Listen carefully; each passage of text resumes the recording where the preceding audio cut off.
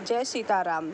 लक्ष्मण के प्राण बच जाते हैं के कारण मेघनाथ झल्ला जाता और क्रोध का घूंट पीकर रह जाता। तब वह रावण से कहता है कि शायद यह युद्ध हम जीत नहीं पाएंगे। राम की सेना के लिए शायद असंभव शब्द है ही नहीं। इस पर इंद्रजीत कहता है कि चिंता ना करें पिताजी, अगर लक्ष्मण बच गया तो क्या हुआ। अब मैं ऐसा अमोघ प्रयोग करने जा रहा हूँ जिसे पूरा होने ते ही युद्ध एक दिन में ही समाप्त हो जाएगा। तब इंद्रजीत अपने पिता रावण को बताता है कि वह आज गुप्त रूप से निकुंभला देवी का यज्ञ करेगा और उससे आशीर्वाद प्राप्त करेगा, जिससे एक रथ प्रकट होगा। वह दिव्य रथ अजय होगा, जिस पर चढ़कर मैं राम लक्ष्मण से युद्ध करूंगा। इस दिव्य रथ की विशेषता यह है कि जब तक मैं उस रथ पर सवार तब तक संसार की कोई भी शक्ति मुझे परास्त नहीं कर सकती। इंद्रजीत अपने पिता रावण से आग्रह करता है कि मैं आज कुल देवी निकुंभला का यज्ञ प्रारंभ करूंगा, लेकिन इसकी सूचना आपके और मेरे सिवा किसी को नहीं होनी चाहिए। आप एक सेना तैयार करके बचे हुए योद्धाओं के साथ रणभूमि में भेज दीजिए ताकि राम और लक्ष्मण युद्ध करते रहे और मैं गुप्त रूप से अपना यज्ञ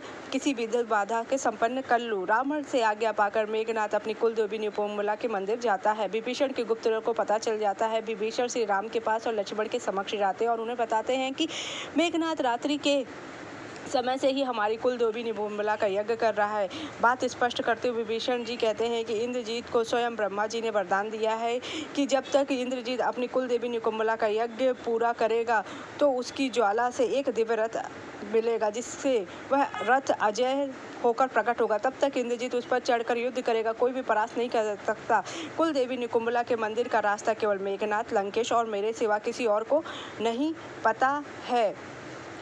विभीषण की बातों से सहमत होकर श्री राम लक्ष्मण के साथ हनुमान, अंगद, सुग्रीव, नल आदि को निकुंभला देवी के मंदिर के दुर्गम स्थान पर भेजते, जहां वह मेघनाथ के यज्ञ को भंग कर सके। मंदिर में पहुंचकर हनुमान जी और वानर सैनिक मेघनाथ के यज्ञ को भंग कर देते हैं, जिससे क्रोधित होकर मेघनाथ गरजता हुआ बाहर निकलता है। मंदिर के बाहर ही लक्ष्मण जी विभीषण और सुग्रीव के साथ उसकी प्रतीक्षा कर रहे थे। उसके मंदिर से बाहर आते ही लक्ष्मण जी उसे युद्ध के लिए ललकारते। लक्ष्मण के पास खड़े विभीषण को देखकर मेघनाथ समझ जाता है कि मंदिर पहुंचने का गुप्त रास्ता शत्रुओं को विभीषण ने ही बताया है। इस पर वह उनके ऊपर ब्रह्मास्त्र फेंक देता है। तब फिर से इंद्रजीत और लक्ष्मण जी के बीच युद्ध छिड़ जाता है, लेकिन आज का युद्ध मेघनाथ के लिए अंतिम युद्ध था, क्योंकि ब्रह्मदेव ने जब इंद्रदेव को निकुंभला देवी के यज्ञ से दिव्य रथ प्राप्त होने का वरदान दिया था, तब उन्होंने यह भी स्पष्ट किया था कि जो भी तुम्हारे इस यज्ञ को भंग करेगा उसके हाथों ही तुम्हारी मृत्यु होगी। ब्रह्मदेव के उसी कथन के कारण आज मेघनाथ की मृत्यु लक्ष्मण के हाथों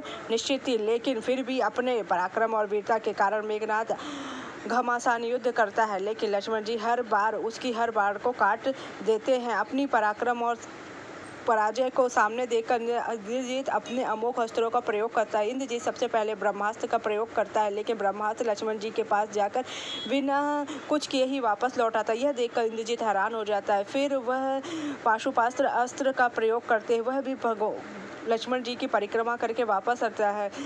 इसके बाद वह त्रिलोकी की अंतिम शक्ति सुदर्शन चक्र का लक्ष्मण जी पर प्रयास, लेकिन जो कि लक्ष्मण जी शेषनाग के अवतार है, इसलिए वह सुदर्शन चक्र लक्ष्मण जी की परिक्रमा करके वापस मेघनाथ के पास लौट जाता है। यह देखकर मेघनाथ को विश्वास हो जाता है कि लक्ष्मण और श्री राम कोई साधारण मन नहीं है, भगवान का कोई अवतार है। यही समझकर ही वह युद्ध भूमि छोड़कर बाहर से ही संबोधित करने लगता है।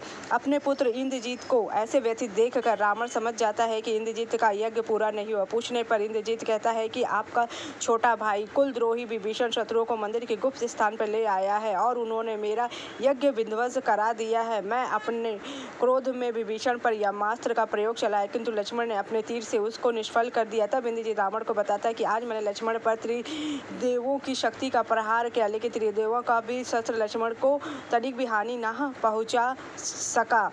हो सके तो विश्वास हो गया है कि श्री राम और लक्ष्मण अवश्य भगवान के अवतार है। आज मेरी मृत्यु निश्चित, इसलिए मैं आपको एक पुत्र होने के नाते यह परामर्श देने आया कि खुद को और लंका वासियों को विध्वंस होने से बचा हो सके तो श्री राम से क्षमा मांगकर उनकी शरण चले जाइए, जिससे लंका के सभी निर्दोष प्राणी युद्ध के विनाश से बच जाए। अपने वीर और सबसे पराक्रमी पुत्र इंद्रजीत के मुख से शत्रुओं की इतनी प्रशंसा सुनकर रावण को क्रोध आ जाता है। वह इंद्रजीत पर क्रोधित होकर कहता है कि इंद्रजीत, शायद तुम अपना मानसिक संतुलन खो बैठे हो, ऐसी अनगढ़ बातें कर रहे हो। तब रावण अपने पुत्र से कहता है, इंद्रजीत, तुम्हें लगता है कि राम और लक्ष्मण भगवान के अवतार है, तो तुम चाहो तो अपने भवन में जाकर विश्राम कर सकते हो। यह मेरी लड़ाई है, मैं खुद ही लड़ लूँगा। इस पर इंद्रजीत कहता है कि मुझे क्षमा करें पिताजी, मैं एक कायर मनुष्य रहकर जीवित की वजह है एक वीर योद्धा की भांति युद्ध में लड़कर वीर गति प्राप्त, इसलिए मैं युद्ध करने के लिए अवश्य जाऊँगा, चाहे मुझे स्वयं भगवान से भी युद्ध क्यों ना कर, लेकिन अपने वीरता को याद नहीं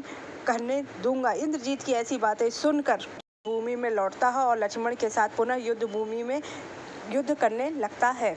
समय बाद लक्ष्मण जी अपना शक्तिशाली बाण द्वारा इंद्रजीत पर प्रहार कर, जिसे इंद्रजीत का मस्तक कटकर भूमि में गिर जाता है और इस तरह लंका के सबसे शक्तिशाली तथा पराक्रमी योद्धा इंद्रजीत का अंत हो जाए। इंद्रजीत का शव देखकर जामवंत और सुग्रीव श्री राम से यह कहते हैं कि इस कुमार को आदर पूर्वक लंका में भेज। तब सुलोचना अपने पति का शव लेकर सती हो जाती है। अगर आपको मेरी जानकारी अच्छी लगी तो मुझे लाइक सब्सक्राइब शेयर कीजिए। जय सीताराम।